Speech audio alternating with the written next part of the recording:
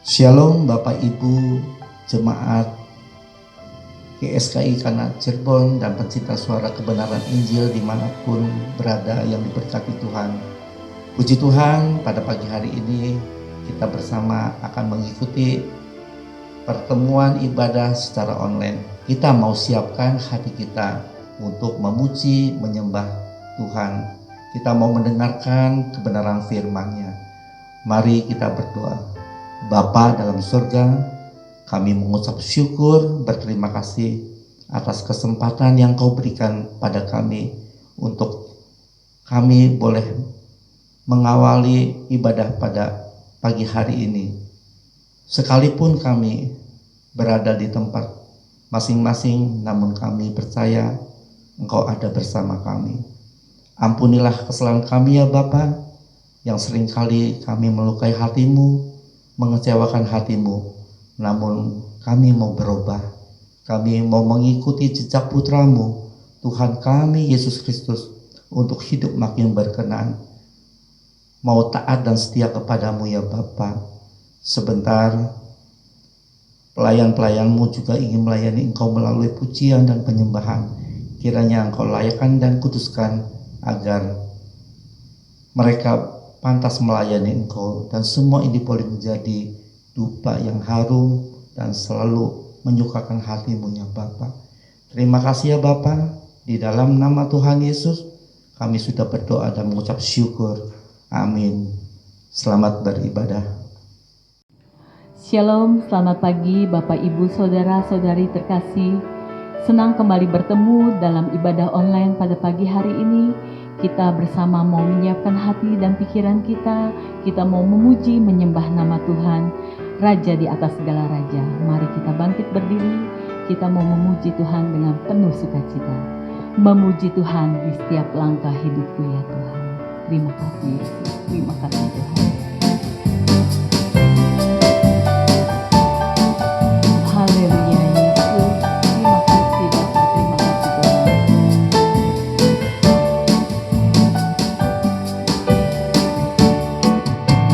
Memuji Tuhan di setiap langkah hidupku, di hari cerah dan kelabu,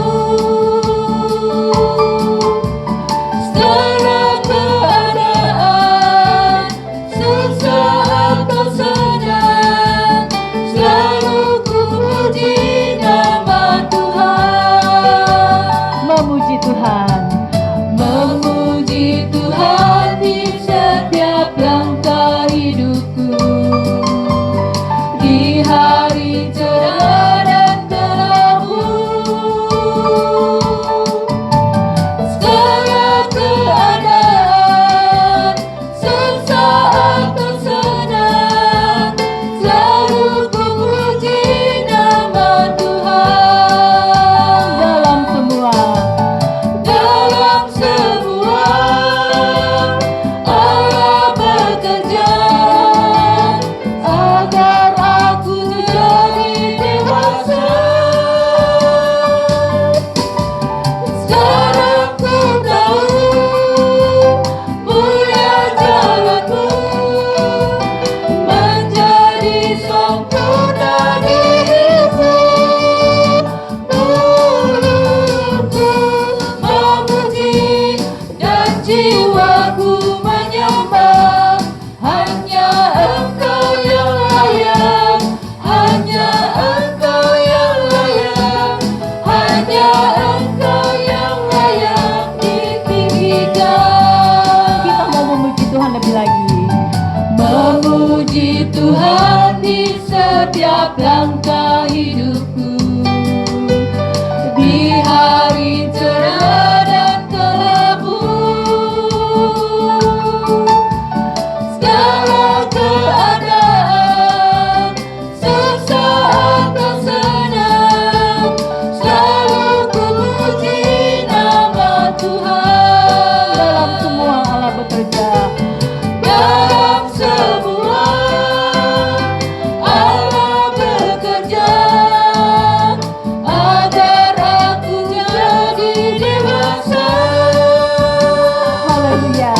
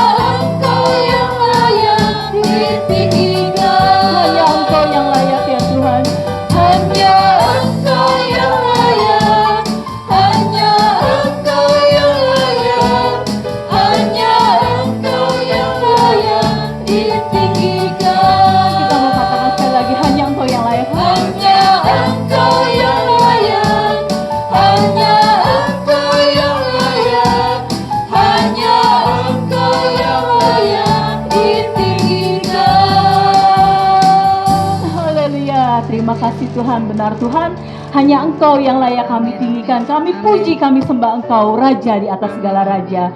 Tuhan, terima kasih kami boleh memilih-Mu Tuhan di dalam setiap langkah hidup kami. Karena Engkau segalanya bagi hidup kami mau mengenakan hidup-Mu dalam setiap langkah hidup kami. Mari Bapak Ibu, kita mau memuji Tuhan lebih lagi. Kita mau memilih Tuhan dalam hidup kita. Aku memilih-Mu Tuhan. Terima kasih Yesus, terima kasih Tuhan. Haleluya. Ya Tuhan, kami mau memilih-Mu Tuhan, karena Engkau segalanya bagi kami. Terima kasih Yesus, terima kasih Tuhan. Kita mau katakan dengan sungguh.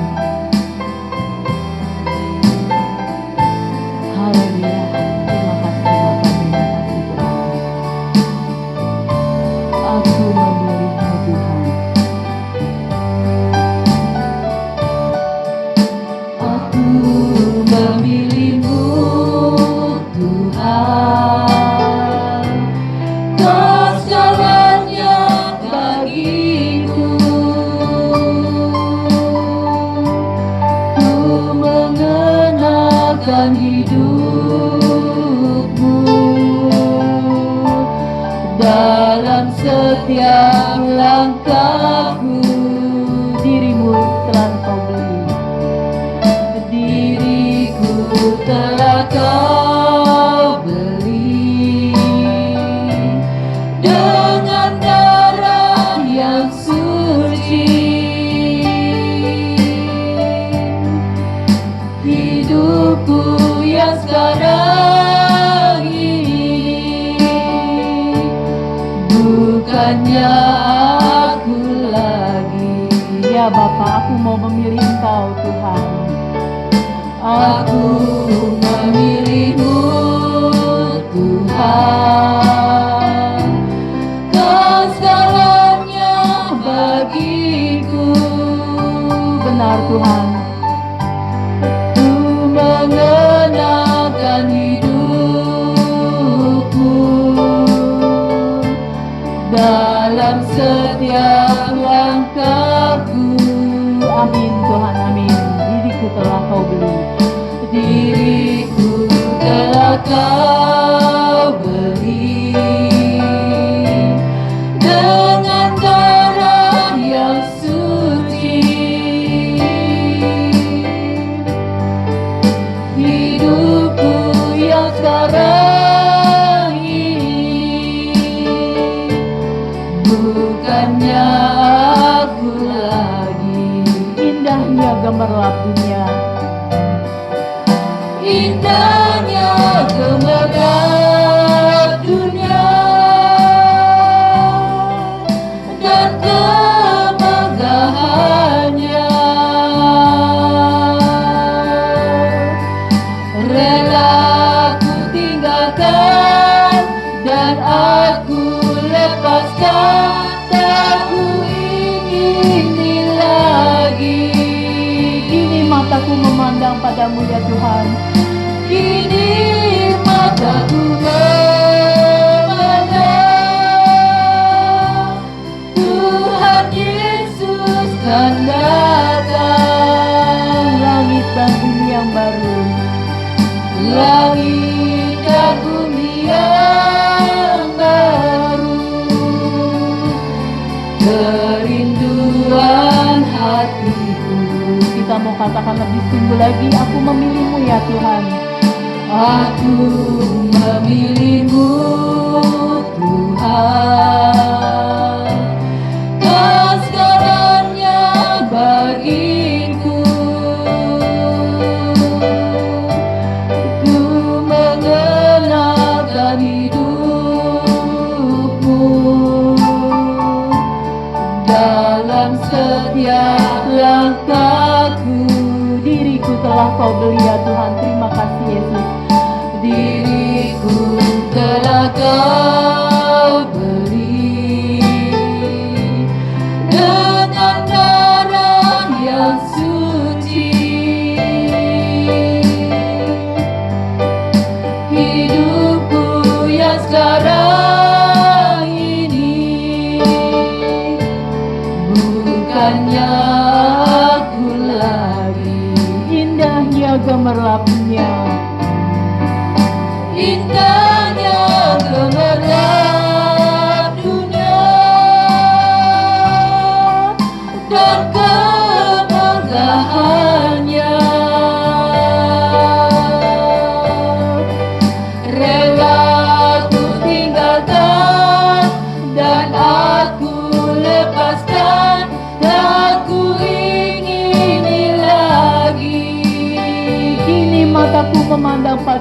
Tuhan. Kini mataku memandang Tuhan Yesus kan datang. Langit dan bumi yang baru, kerinduan hatiku, indahnya gemerlap dunia. Indahnya gemerlap dunia, ya Tuhan, dan kemegahannya. Kami tinggalkan ya Tuhan, hanya untuk memilih Engkau Tuhan. Rela ku tinggalkan dan aku lepaskan, aku ingini lagi. Benar Tuhan, mataku memandang padamu. Ini mataku memandang Tuhan Yesus kan datang. Kami yakin Kau akan datang menjemput kami ya Tuhan. Langit dan bumi yang baru. Langit dan bumi yang baru. Amin Yesus, amin Tuhan. Kerinduan hatiku, indahnya gemerlap dunia. Indahnya gemerlap dunia dan kemegahannya. Rela ku tinggalkan dan aku lepaskan, aku ingini lagi. Kini mataku memandang padamu ya Tuhan. Kini mataku memandang Tuhan Yesus kan datang. Langit dan bumi yang baru, kerinduan hatiku. Langit dan bumi yang baru ya Tuhan. Langit dan bumi yang baru, kerinduan hatiku. Langit dan bumi yang baru ya Tuhan. Langit dan bumi yang baru, kerinduan hatiku.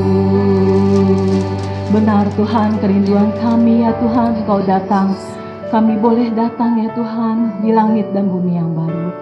Tuhan, sebentar kami mau persiapkan hati kami ya Tuhan, untuk mendengarkan kebenaran firman yang akan Kau sampaikan melalui hamba-Mu ya Tuhan. Kiranya Tuhan, Engkau berbicara, menyapa kami dalam firman yang akan Kau sampaikan melalui hamba-Mu ini. Tuhan, seperti rusa merindukan sungai yang mengalir, demikian juga jiwa kami ya Tuhan, yang selalu merindukan Engkau. Mari Bapak Ibu, kita mau siapkan dengan sungguh hati kita untuk mendengarkan kebenaran firman Tuhan. Kita mau menyanyikan lagu ini dengan sungguh. Haleluya, terima kasih Tuhan. Terima kasih Yesus.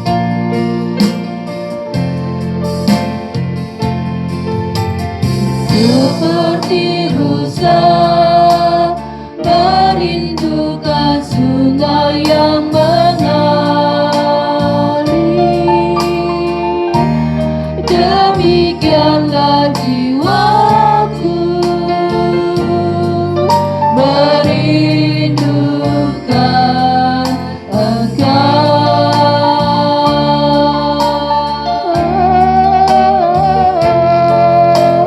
Tuhan Rajaku.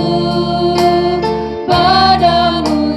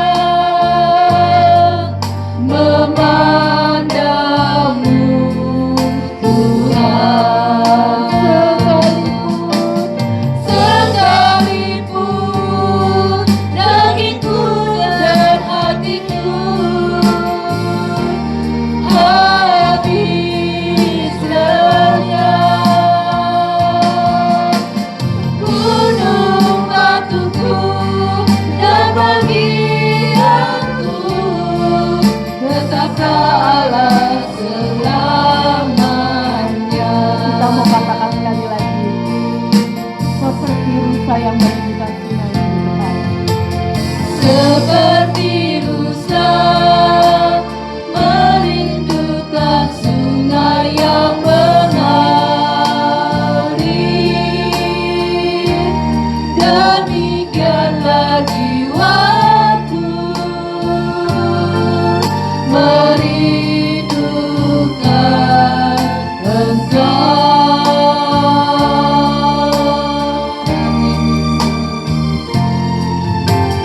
Tuhan Rajaku, padamu sangat haus jiwaku.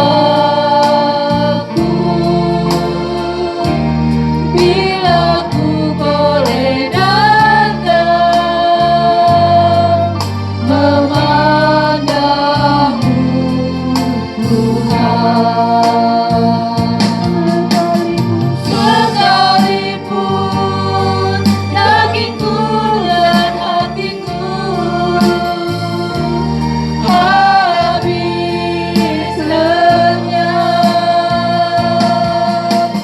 gunung batuku dan bagianku tetaplah Allah selamanya.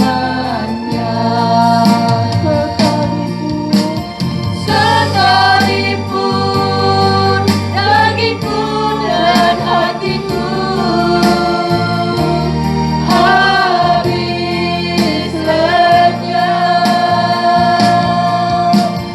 gunung batuku dan bagianku tetaplah Allah selamanya. Tetaplah Allah selamanya. Tetaplah Allah selamanya.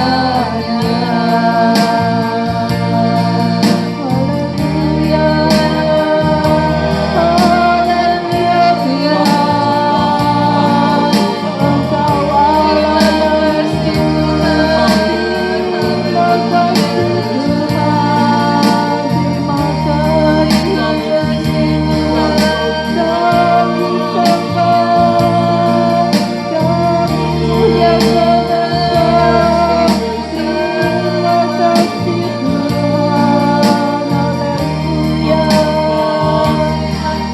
haleluya, haleluya. Engkau bersama kami Tuhan. Terima kasih junjungan hidup kami Tuhan.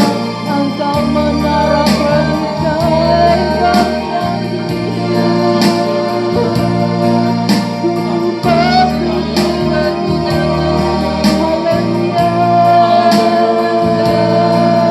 Kami sembah, kami puja Engkau Tuhan.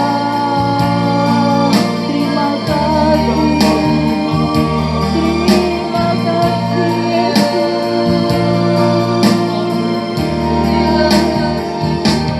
Haleluya. Kita mau katakan sekali lagi dengan sungguh, sekalipun ya Tuhan dagingku dan hatiku habis lenyap. Terima kasih Tuhan. Sekalipun dagingku dan hatiku habis lenyap, gunung batuku dan bagianku tetaplah Allah selamanya. Tetaplah Allah selamanya. Tetaplah Allah selamanya.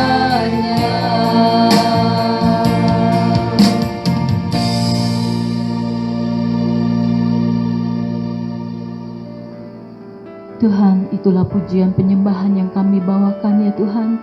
Biarlah setiap pujian penyembahan yang kami bawakan dari dasar hati kami ya Tuhan yang paling dalam boleh menjadikan dupa yang harum di hadirat-Mu ya Tuhan dan menyenangkan hati-Mu ya Bapa. Bapa, kami sebentar ingin meneduhkan hati kita, meneduhkan hati kami ya Tuhan untuk mendengarkan kebenaran firman-Mu yang akan Kau sampaikan melalui hamba-Mu Bapa Pendeta Indra Jeffrey ya Tuhan. Kiranya Engkau urapi beliau ya Tuhan dengan hikmat marifat yang datang daripada-Mu. Tuhan, berbicaralah ya Tuhan melalui hamba-Mu, biar kami boleh senantiasa diubahkan ya Tuhan dengan kebenaran firman-Mu ini ya Tuhan. Tuhan, kiranya Engkau ubahkan kami untuk kami boleh semakin kudus dan semakin berkenan di hadirat-Mu.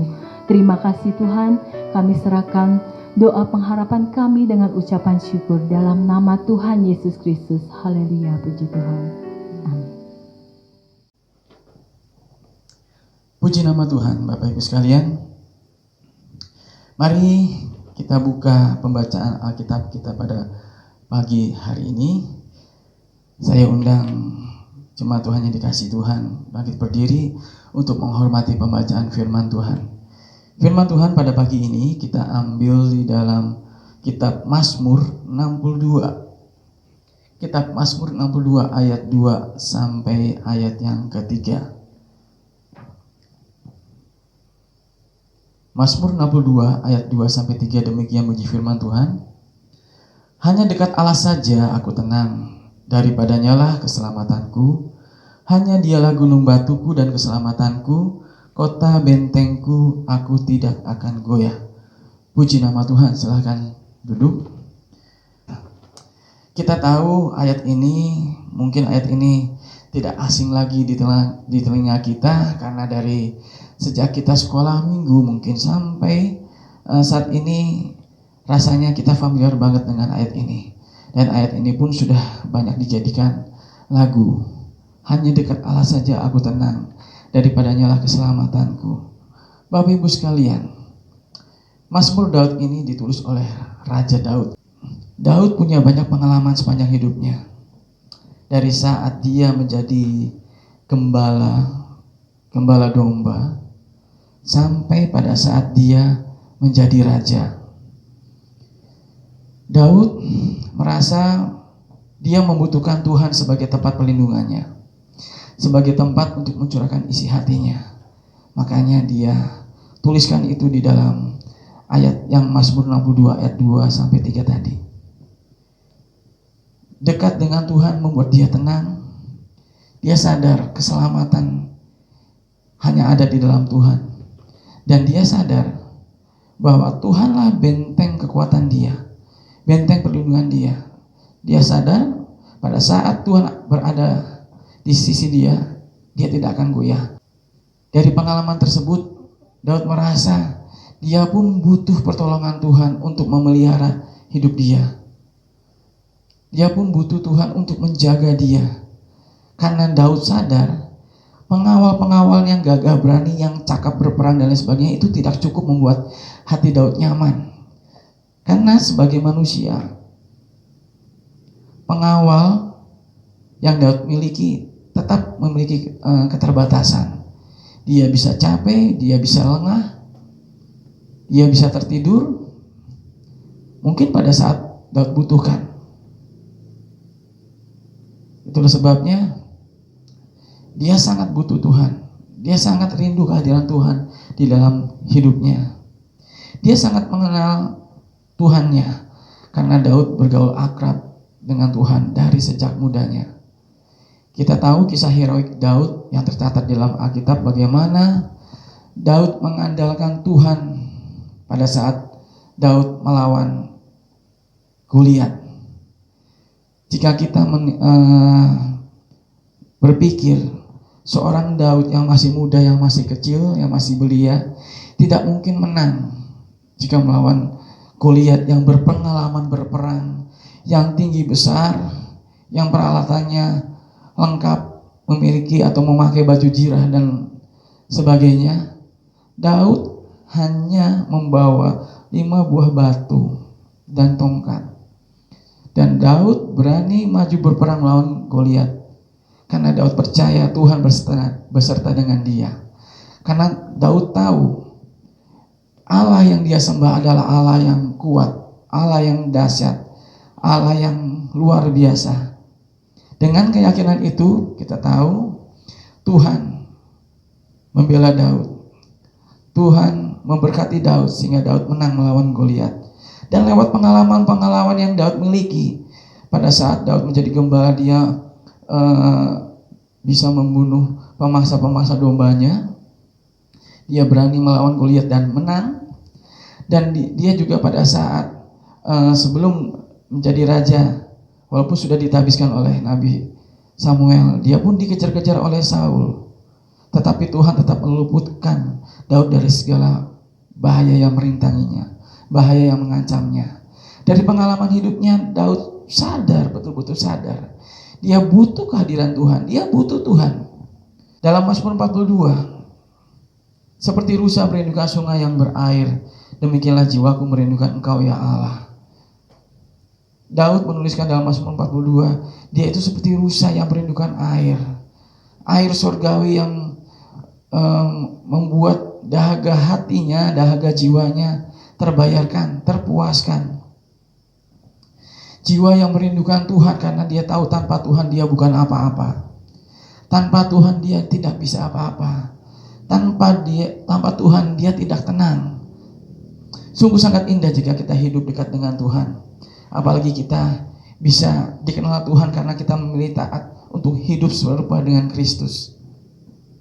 Sungguh sangat indah Bapak Ibu sekalian, sehingga tidak ada yang kita takuti. Kita biasanya hidup di akhir zaman ini, kita takut kekurangan, kita takut gak punya uang, kita takut gak punya rumah, kita takut gak punya kerjaan, kita takut gak punya pendamping hidup, kita takut gak berumur panjang, dan takut hal-hal lainnya. Di dalam Alkitab 365 kali kata takut tercatat. Artinya setiap hari kita tidak perlu takut jika kita dekat dengan Tuhan. Kita belajar dari kehidupan Raja Daud Bapak Ibu sekalian. Dengan kesadaran dia tahu dia sangat perlu Tuhan. Dia sangat perlu Tuhan. Manusia mempunyai banyak kebutuhan, baik kebutuhan jasmani maupun kebutuhan rohani. Saat kita sakit, kita pasti akan mencari obat di apotek. Kita akan keluar dari rumah kita walaupun cuaca hujan, mungkin panas terik. Tapi karena kita butuh obat, kita akan pergi keluar. Kalau obat yang kita beli tidak bisa menyembuhkan kita atau memulihkan kita, kita akan pergi mencari dokter. Saat kita butuh seorang teman yang baik, teman curhat, kita pasti akan mencari teman yang terbaik di antara teman-teman yang kita punyai. Kenapa? Karena kita butuh. Pada saat kita butuh untuk membeli rumah, kita akan cari brosur-brosur, kita akan mendengar perkataan teman-teman kita, sahabat kita, rekan kita dan sebagainya. Mana lokasi yang terbaik, mana rumah yang terbaik, bagaimana cara memiliki rumah yang nyaman untuk kita tinggali dan sebagainya.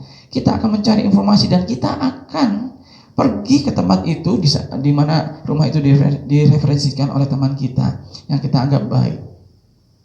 Walaupun mungkin harganya kurang terjangkau, mungkin tempatnya jauh dari kita tinggal terakhir di tempat tinggal yang lama, tapi karena kita butuh, kita akan melakukan segala cara untuk mendapatkannya. Nah, Bapak Ibu sekalian, bagaimana dengan kita? Apakah kita butuh Tuhan? Di akhir zaman ini, apakah manusia masih membutuhkan Tuhan? Jutaan orang terbukti bisa hidup tanpa Tuhan. Itu suatu bunyi sebuah iklan yang diterbitkan oleh majalah ateis, Bapak Ibu sekalian. Di akhir zaman ini, iblis membuat iklan, membuat promosi di majalah-majalah, promosi lewat antek-anteknya, bahwa manusia tidak butuh Tuhan. Iblis bisa memberikan segala sesuatu yang manusia butuhkan. Makanan, minuman, jabatan, kekayaan, uang, dan lain sebagainya. Iblis bisa memberikan itu semua.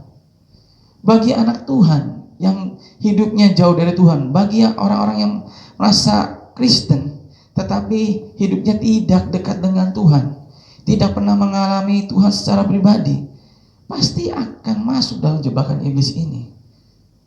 Semakin hari imannya semakin tergerus, standar kekristenannya semakin hari semakin hilang, dan tanpa kita sadari dia akan berkata, oh iya, di mana Tuhan? Saya sudah memiliki semua, dan itu cukup membuat saya nyaman. Bapak Ibu sekalian yang dikasihi Tuhan, saat ini iblis begitu gencar untuk menarik banyak anak Tuhan untuk terseret ke dalam pengajarannya, ke dalam jurang mautnya.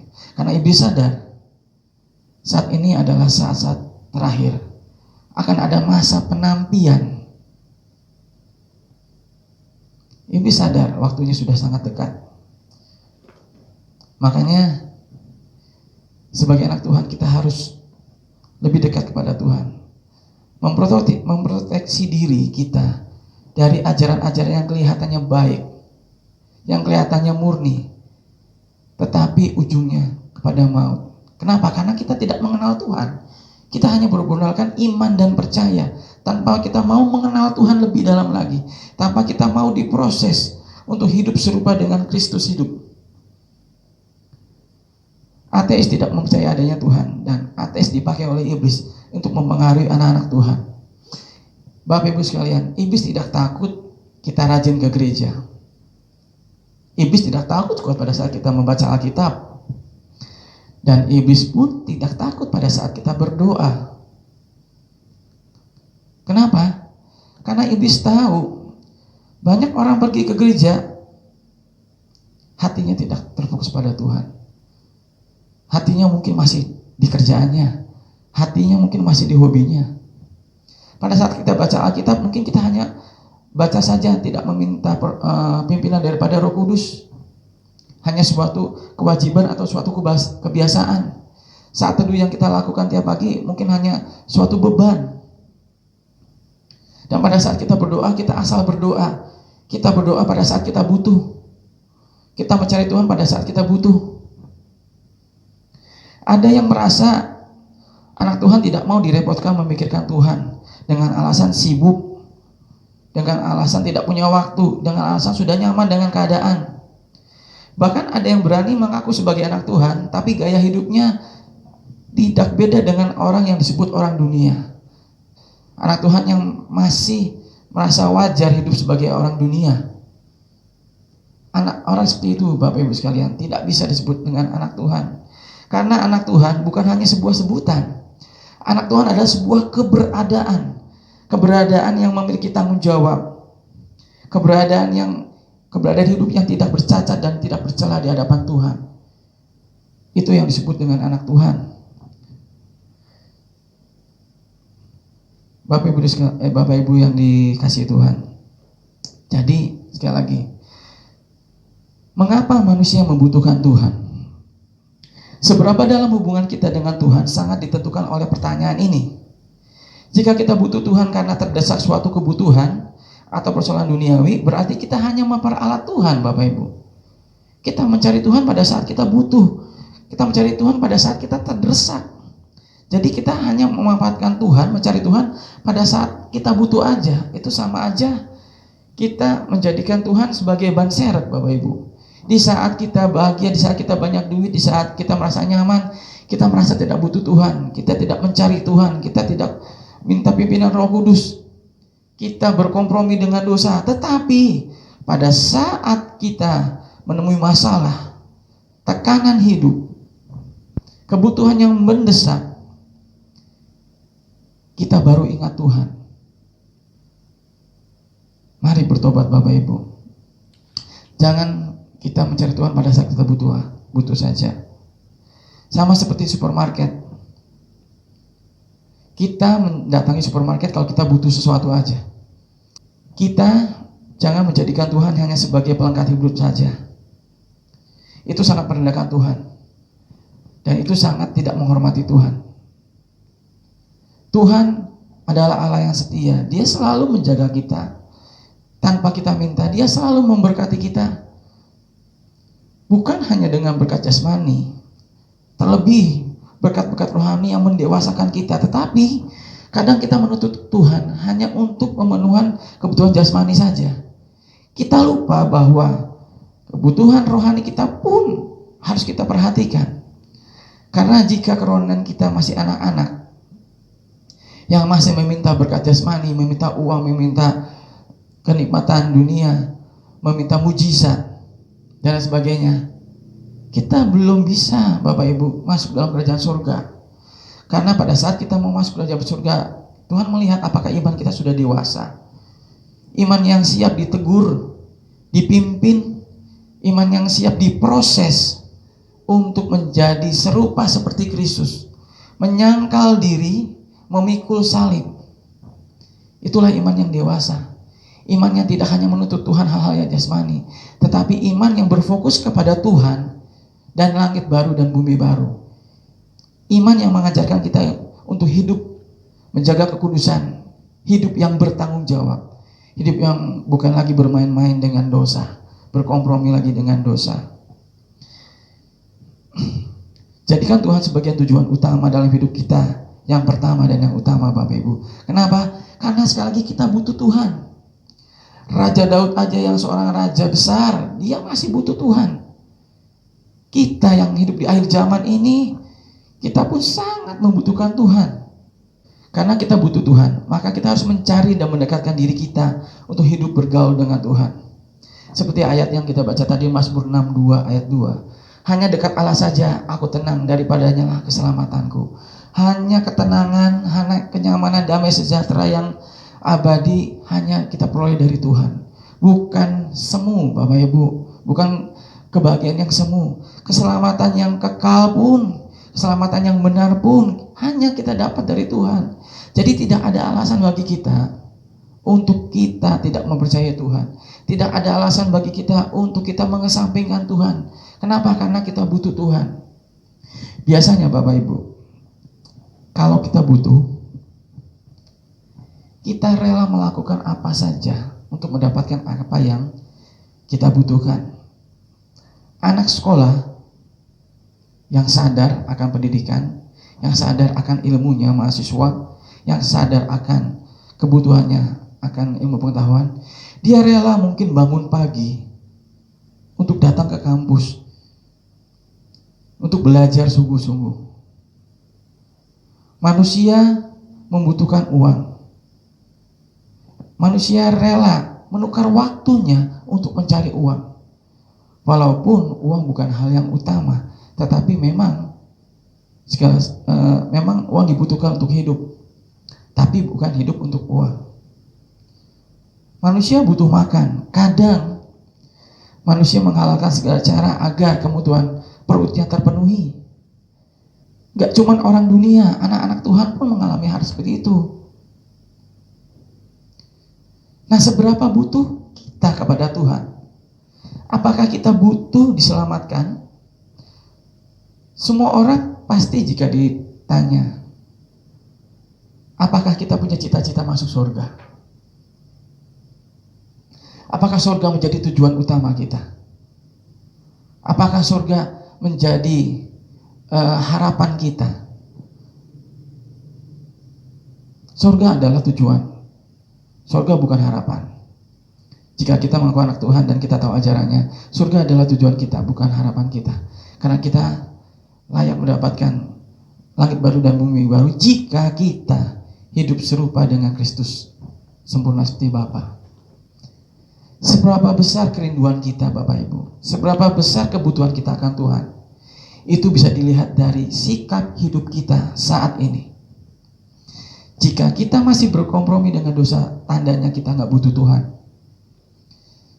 Jika kita masih meluangkan waktu kita untuk hal-hal yang tidak berguna, yang mendukakan hati Tuhan, berarti kita tidak perlu Tuhan. Jika kita butuh Tuhan, kita akan melakukan segala cara, segala upaya kita, baik hati pikiran kita fokuskan hanya kepada Tuhan karena kita butuh Tuhan. Kalau kita memang benar-benar butuh Tuhan, kita akan melakukan apapun juga yang Tuhan mau kita lakukan supaya Tuhan hadir dalam hidup kita. Nah, yang jadi masalah adalah walaupun kita mungkin sadar, oh iya, saya butuh Tuhan, tetapi ada hal-hal yang bisa merusak hubungan kita dengan Tuhan, membuat Tuhan tidak mau hadir dalam kehidupan kita. Apa saja hal itu? Mari kita kupas beberapa hal. Hal-hal atau pengaruh yang merusak hubungan kita dengan Allah adalah yang pertama, dosa. Kita baca di Yesaya 59 ayat 2. Demikian bunyi firman Tuhan. Tetapi yang merupakan pemisah antara kamu dan Allahmu ialah segala kejahatanmu, dan yang membuat dia menyembunyikan diri terhadap kamu sehingga ia tidak mendengar ialah segala dosamu. Dosa atau kemelesetan adalah pemisah kita dengan Tuhan. Bapak Ibu sekalian, banyak di antara kita paham, banyak di antara kita anak-anak Tuhan tahu apa itu dosa. Apa yang boleh kita lakukan kita tahu, dan apa yang tidak boleh kita lakukan kita pun tahu. Tetapi kadang kita mempermalukan Tuhan dengan melakukan dosa itu dengan sengaja dan sadar. Kita mempermainkan keselamatan Tuhan. Kita meremehkan anugerah keselamatannya dari Tuhan. Dengan kita berkata, Tuhan, saya melakukan ini karena saya butuh. Saya melakukan dosa ini karena saya perlu. Kita berkompromi dengan dosa. Kita dengan sadar melakukan dosa. Dan itu sangat mendukakan hati Tuhan. Dengan harapan, dengan pemikiran bahwa, tenang, kita mengampuni dosa aja Tuhan maha pengampun kok. Kita pasti diampuni. Betul Bapak Ibu. Tuhan kita itu Allah yang penuh dengan kasih dan sayang. Dia sangat menyayangi kita. Tapi jika kita mempunyai pemahaman sependek itu, kita salah. Karena tetap ada konsekuensi yang harus kita tanggung walaupun dosa kita telah diampuni.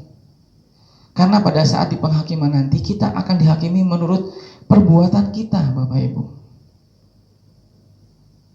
Bukan berarti pada saat kita diampuni konsekuensi dosa itu langsung hilang, bukan. Tuhan punya tatanan. Tuhan adalah Allah yang disiplin. Tuhan adalah Allah yang adil. Bagaimana mungkin kita hidup dengan tidak bertanggung jawab hanya dengan minta ampun pada Tuhan, konsekuensi dosa otomatis hilang. Berarti Tuhan tidak adil, Bapak Ibu.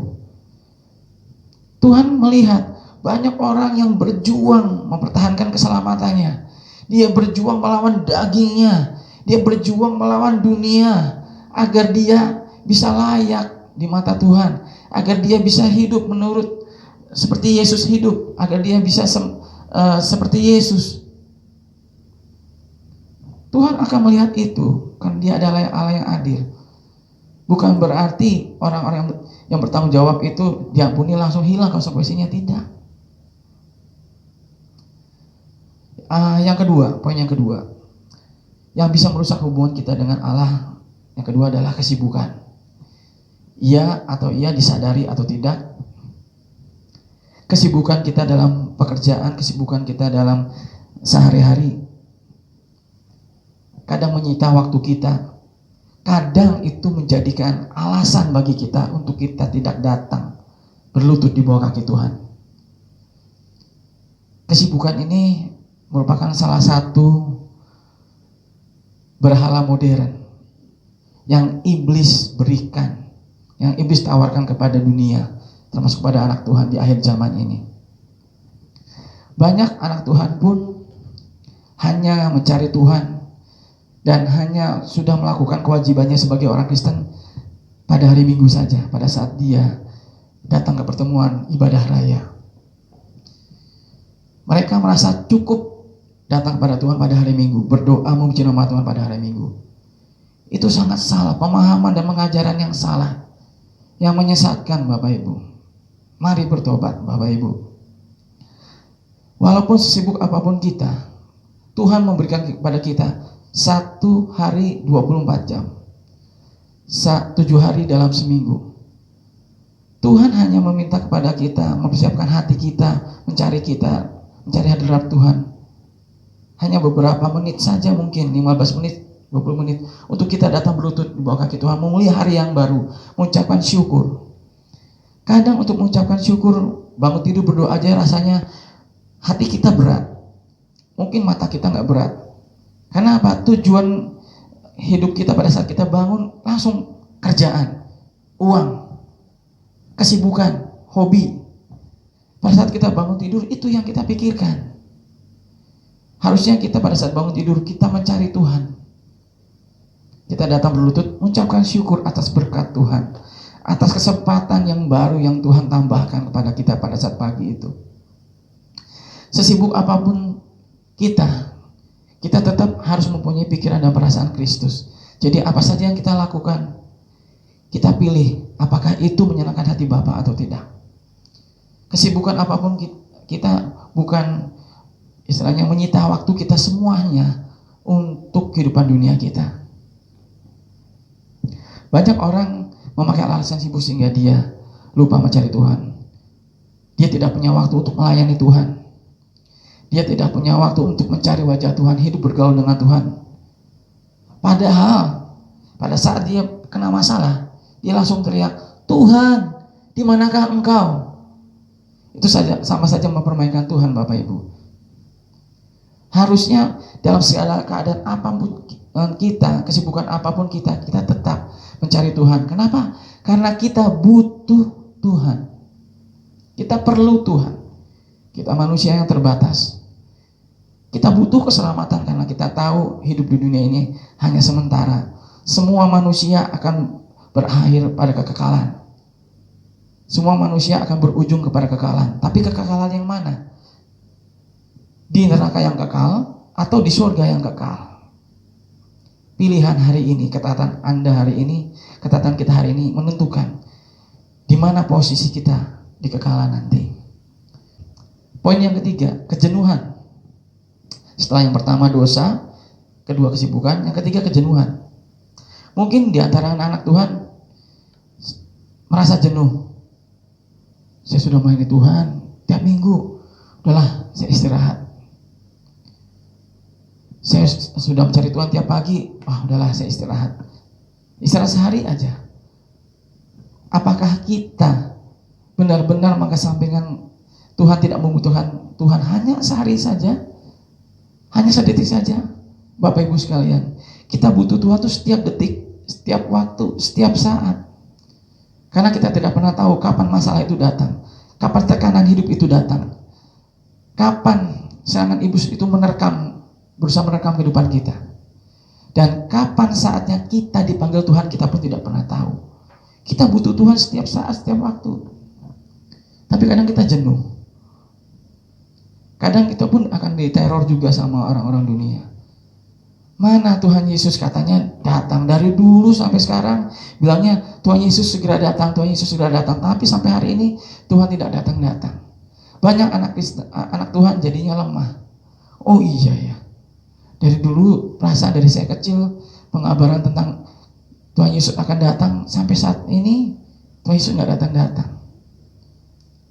Kita akan memiliki pikiran seperti itu kalau kita tidak hidup dekat dengan Tuhan. Kita tidak tahu apa yang menjadi rencana Tuhan dalam kehidupan kita. Kita tidak tahu tentang apa yang Tuhan rencanakan bagi dunia ini. Kenapa? Karena kita tahu kita jauh dari Tuhan. Tetapi jika kita hidup dekat, bergaul karib dengan Tuhan, kita tidak akan punya pikiran seperti ini. Kita tidak akan jenuh melayani Tuhan. Kita tidak akan jenuh berbuat baik. Kita tidak akan iri kepada orang-orang dunia yang hidupnya jauh dari Tuhan tapi diberkati dengan berkat jasmani. Kita tidak akan jenuh untuk terus berfokus kepada Tuhan. Poin keempat, yang bisa merusak hubungan kita dengan Tuhan adalah pengajaran Injil yang salah yang kita terima. Hati-hati Bapak Ibu sekalian. Jika pengajaran yang diberitakan oleh anak-anak Tuhan, baik itu di persekutuan doa, di gereja atau sebagainya, hati-hati dengan pengajaran yang salah, dengan Injil yang salah. Apakah ada Injil yang salah? Ada. Injil yang tidak sesuai dengan apa yang Injil yang Yesus ajarkan, itu adalah Injil yang salah. Yesus mengajarkan bahwa hidup mengikut Yesus itu memikul salib. Hidup mengikut Yesus itu menyangkal diri, bukan mengikuti keinginan daging, bukan mengejar kenikmatan dunia, bukan hanya berbicara berkat-berkat jasmani, bukan. Banyak Injil yang mengatakan bahwa kita akan diberkati dengan uang yang melimpah, padahal Injil mengatakan bahwa akar segala kejahatan adalah cinta uang. Itu kan sangat bertolak belakang, Bapak Ibu. Hati-hati dengan pengajaran Injil yang saat ini banyak diberitakan. Ada yang memberitakan bahwa sekali selamat, tetap selamat. Begitu kita menerima Tuhan Yesus sebagai Tuhan dan Juru Selamat, saat itu juga kita selamat. Pengajaran ini sangat rentan dengan tipu daya iblis, Bapak Ibu. Kenapa? Pada saat kita percaya bahwa sekali selamat tetap selamat, hidup kita nanti akan tidak bertanggung jawab. Kita akan berpikir bahwa saya sudah percaya sama Tuhan, berarti saya pasti selamat, berarti saya pasti masuk surga. Kita akan menikmati kehidupan dunia, kita akan menerima tawaran dunia. Kenapa? Karena kita berpikir bahwa saya sudah selamat, sekali selamat tetap selamat. Itu sangat berbahaya bagi iman kita. Pengajaran-pengajaran yang seperti ini itu bisa mendegradasi standar kekristenan yang Tuhan sudah berikan kepada kita umat percaya. Padahal keselamatan itu harus kita kerjakan dengan takut dan gentar. Kita harus perjuangkan. Untuk menjadi serupa seperti Kristus itu butuh perjuangan, butuh proses. Kita harus melawan kehendak dunia, kehendak daging. Dan kita siap untuk dibenci oleh dunia, kita siap untuk dimusuhi oleh dunia. Termasuk kita siap dibenci oleh saudara kita, mungkin oleh rekan kita, sahabat kita sekalipun. Kita harus siap menerima konsekuensi itu. Karena pada saat kita memilih taat dalam pengajaran Injil yang murni, saat itu juga kita akan langsung berseberangan. Saat itu juga kita akan langsung menjadi musuh besarnya iblis. Bapak Ibu sekalian, untuk itu kita perlu membina hubungan dekat dengan Allah. Karena sekali lagi intinya kita butuh Tuhan. Kita butuh Tuhan. Bagaimana caranya kita membina agar hubungan kita dekat dengan Allah? Pagi ini saya akan memberikan 2 poinnya. Yang pertama adalah hidup sesuai standar yang Allah tetapkan. Standar yang Allah tetapkan bagi kita umat percaya adalah hidup serupa seperti Yesus. Yesus adalah teladan kita. Yesus adalah contoh kita. Yesus adalah role model kita.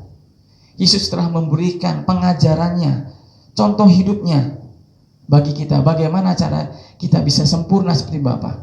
Bagaimana cara kita mendapatkan bagian dalam kerajaan surga? Dalam Filipi 2 ayat 5 dikatakan, hendaklah kamu dalam hidupmu bersama menaruh pikiran dan perasaan yang terdapat juga dalam Kristus Yesus. Itu kuncinya, Bapak Ibu. Inilah standar yang Tuhan berikan kepada kita. Kita harus bisa memiliki pikiran dan perasaan seperti Kristus.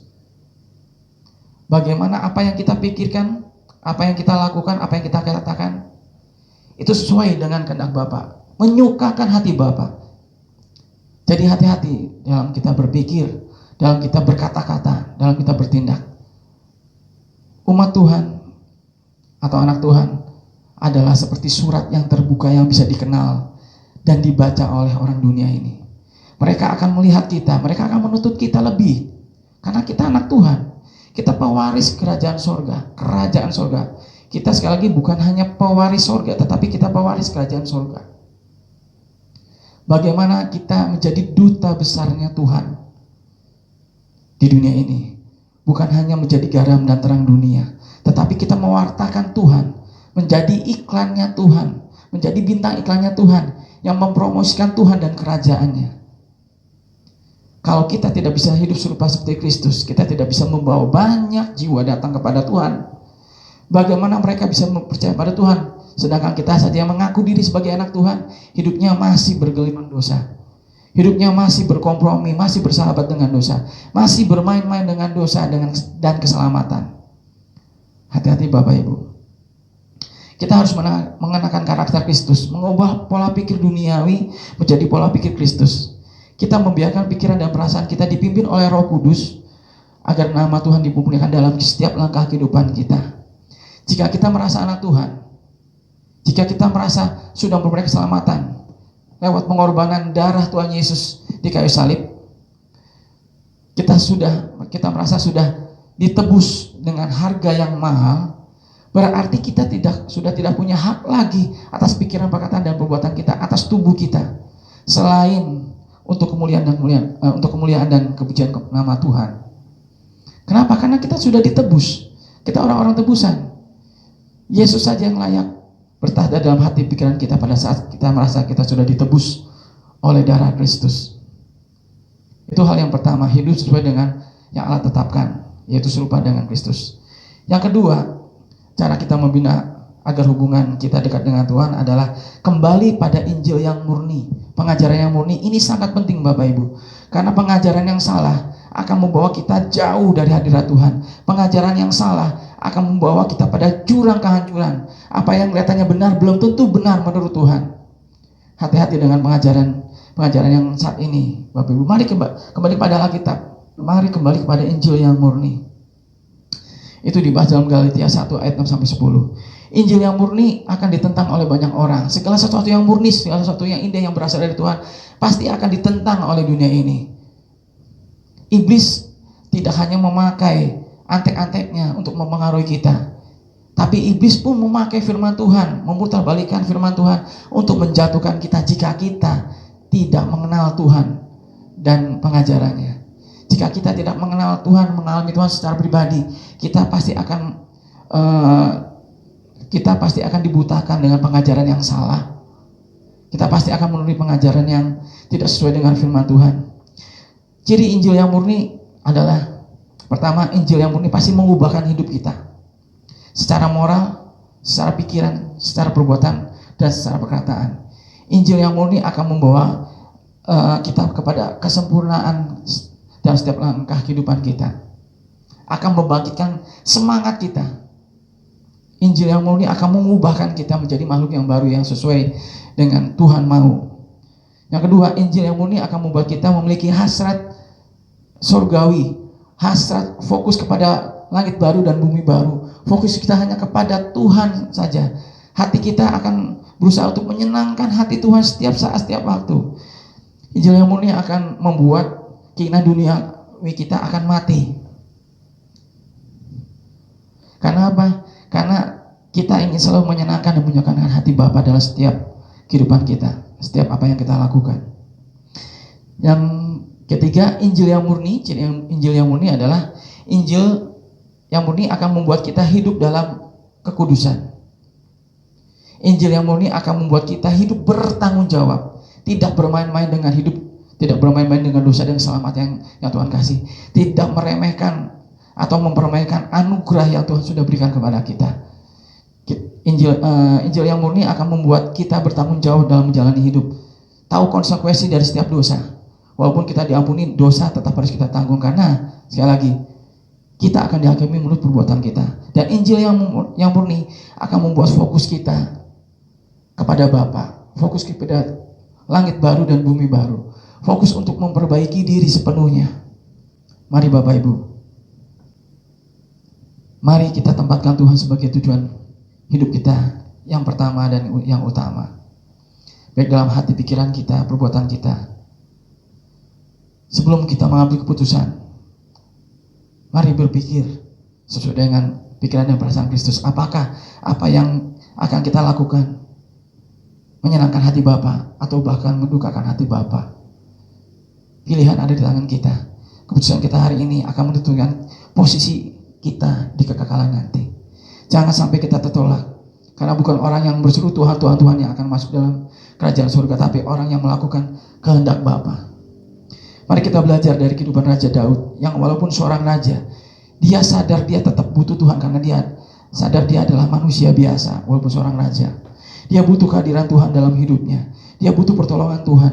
Dia butuh Tuhan menguasai hati dan pikirannya agar dia boleh berlayak menjadi anak kesukaan Tuhan. Karena kita perlu Tuhan. agar kita bisa diproses dan dibentuk untuk serupa seperti Kristus dan seperti Bapa. Tanpa Tuhan kita tidak akan sampai kepada Bapa. Tanpa Tuhan kita tidak bisa diubahkan dari kodrat dosa menjadi kodrat ilahi. Jadi Bapak Ibu sekalian, jika kita perlu Tuhan, carilah Tuhan selama Dia ditemui. Bina hubungan yang benar dan alami Tuhan secara pribadi, maka kita akan mendapatkan kehidupan kekal di langit baru dan bumi yang baru. Puji nama Tuhan. Firman Tuhan telah selesai disampaikan. Biarlah firman ini bisa menjadi teguran bagi saya dan saudara, bagi kita semua, agar kita sadar bahwa sebagai manusia kita butuh Tuhan. Jangan kita mencari Tuhan pada saat kita butuh, karena itu tidak menghargai Tuhan, karena itu tidak menghormati Tuhan, karena itu sangat mendukakan hati Tuhan. Tetapi cari Tuhan di dalam kondisi apapun juga yang kita alami. Carilah Tuhan di saat senang maupun susah. Cari Tuhan. Kenapa? Karena kita butuh Tuhan. Mari kita bangkit berdiri. Biarkan Tuhan berperkara dalam hidup kita. Biarkan Tuhan menyelidiki setiap hati kita, setiap insan di bumi ini. Biarlah Tuhan menguji kita, seberapa benar, seberapa dalamnya kita butuh Tuhan. Apakah di saat kita susah, atau dalam segala keadaan kita butuh Tuhan. Mari kita nyanyikan sebuah lagu. Bapa dari ketinggian tahta-Mu, Tuhan yang memiliki hati kita, Tuhan yang menguji hati kita, seberapa besar, seberapa dalam kita mengenal Tuhan, dan seberapa rindu kita membutuhkan Tuhan. Puji nama Tuhan. Haleluya. Bapa dari ketinggian tahta-Mu, Kau selidiki setiap kalbu. Pada semua insan di bumi, Kau yang menguji. Bapa, aku sungguh merindukan menjadi ada kesukaan seperti simfoni yang merdu di hadapan-Mu. Haleluya. Mari Bapak Ibu sekalian, kita naikkan pujian ini.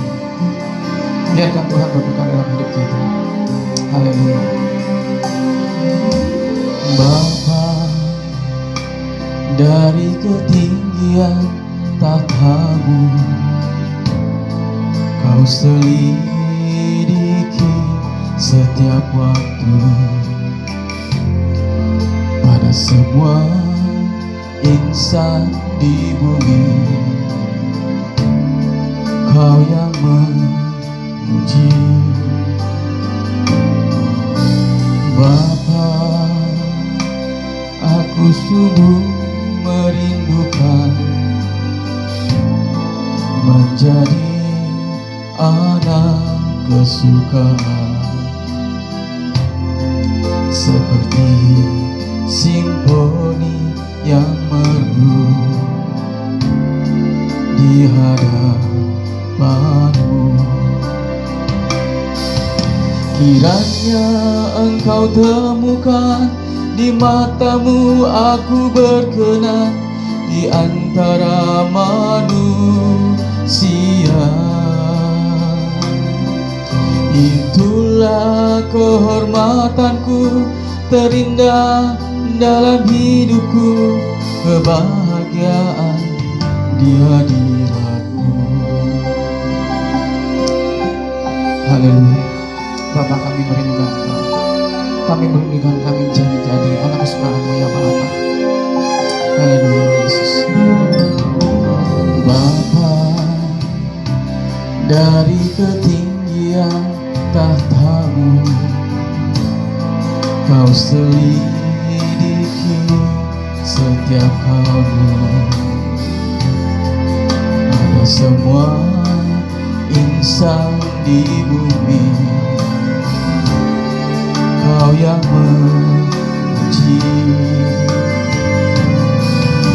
Bapa, aku sungguh merindukan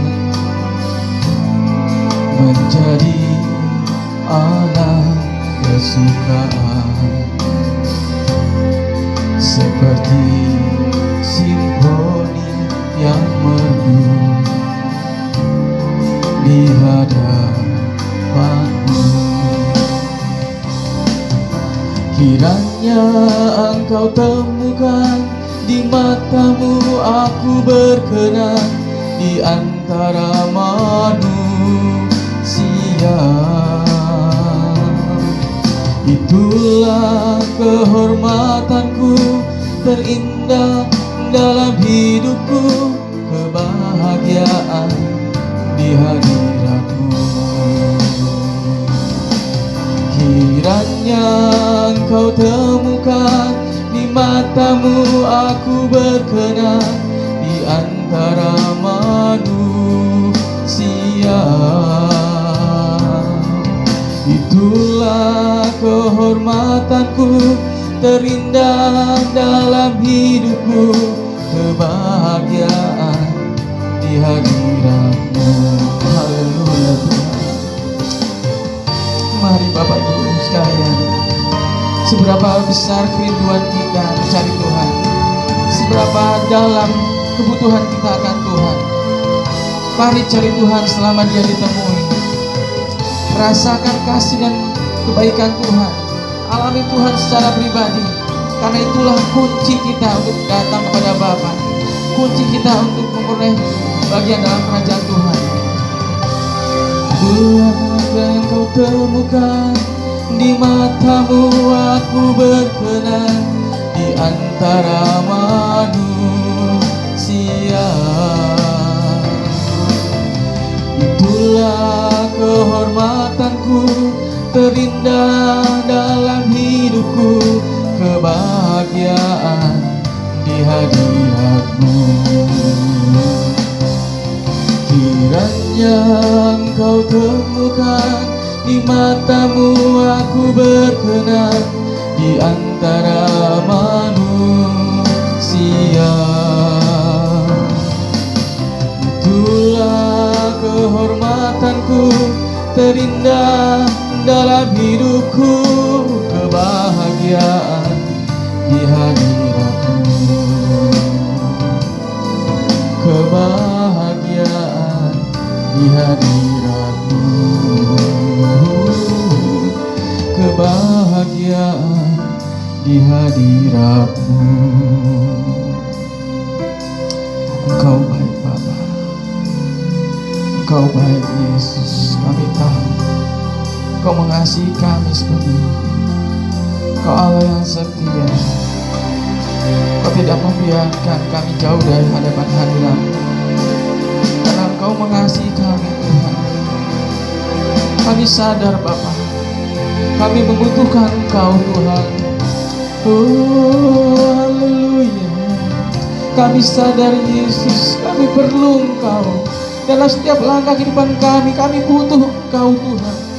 Karena di dalam Engkau ada jaminan keselamatan, di dalam Engkau ada kesukaan, di dalam Engkau Bapa ada kebahagiaan yang kekal di langit baru dan bumi yang baru.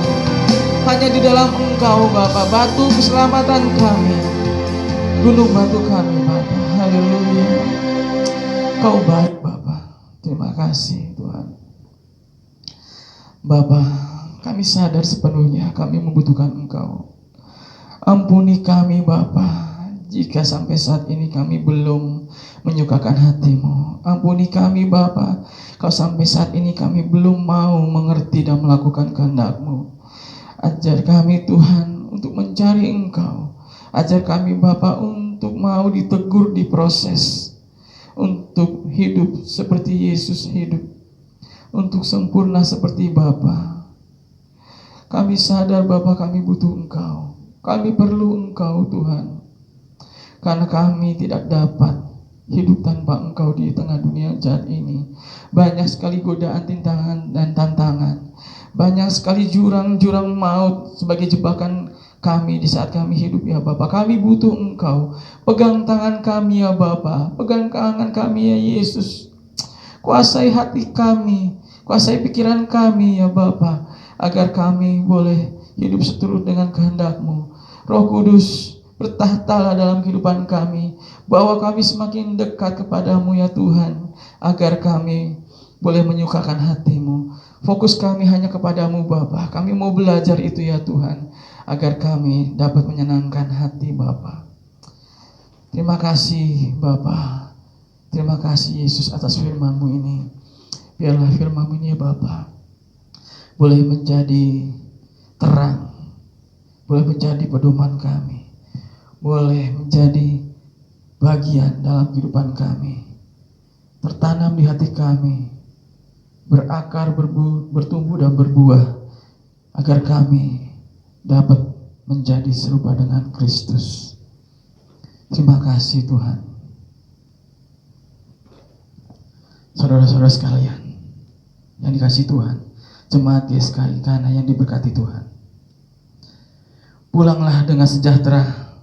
Tuhan yang berjanji menyertai kita sampai kesudahan zaman, setia memenuhi janjinya. Sesuai dengan firman-Nya, Tuhan akan menyertai kita dimanapun kita berada. Oleh sebab itu, angkatlah mata hati kita dengan percaya, dan angkatlah kedua tangan kita ke atas dengan iman, serta terimalah berkat Tuhan. Berkat kasih karunia dari Allah Bapa, damai sejahtera dari Gembala Agung Tuhan Yesus Kristus, serta persekutuan Roh Kudus akan menyertai kita mulai hari ini sampai Tuhan datang pada kali yang kedua. Dalam nama Tuhan Yesus Kristus. Haleluya. Amin. Puji nama Tuhan. Pertemuan ibadah raya online pada pagi ini sudah selesai. Semoga pertemuan ibadah raya ini dapat memberikan kita pengertian, pengetahuan yang benar akan Tuhan, dapat membangunkan iman kita, dapat menyadarkan kita bahwa kita sepenuhnya butuh Tuhan. Setiap saat, setiap waktu kita membutuhkan Tuhan. Bukan hanya di saat kita senang, tetapi di saat apapun juga, dalam keadaan apapun juga, kita belajar untuk mencari Tuhan, karena kita butuh Tuhan setiap saat. Terpujilah nama Tuhan. Sampai bertemu minggu depan pada pertemuan ibadah raya online selanjutnya. Tuhan Yesus memberkati kita sekalian. Haleluya. Puji nama Tuhan.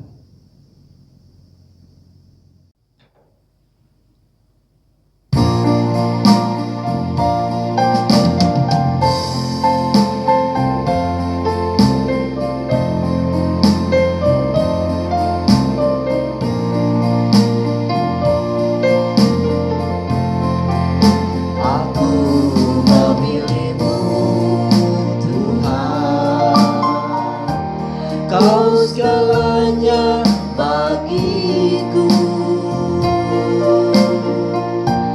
ku mengandalkan hidupmu dalam setiap langkahku. Diriku telah Kau beli dengan darah yang suci.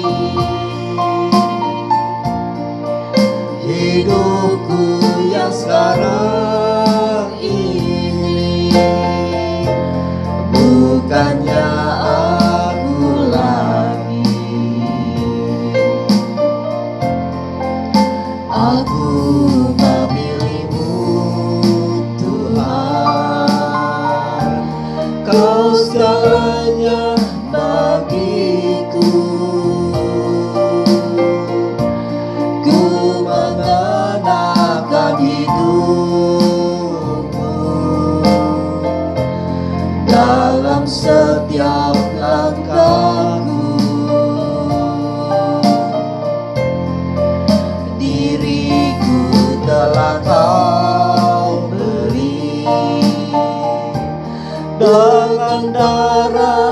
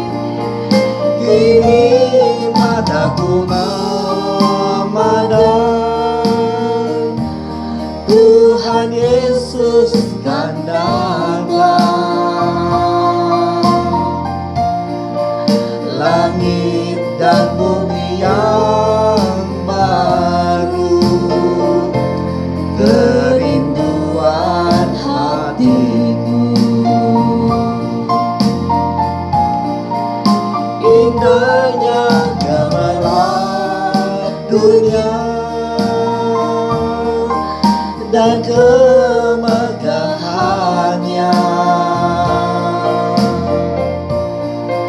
Rela ku tinggalkan dan aku lepaskan, tak ku ingini lagi. Kini mataku memandang Tuhan Yesus kan datang. Langit dan bumi yang baru, kerinduan hatiku. Langit dan bumi yang baru, kerinduan hatiku. Langit dan bumi yang baru, kerinduan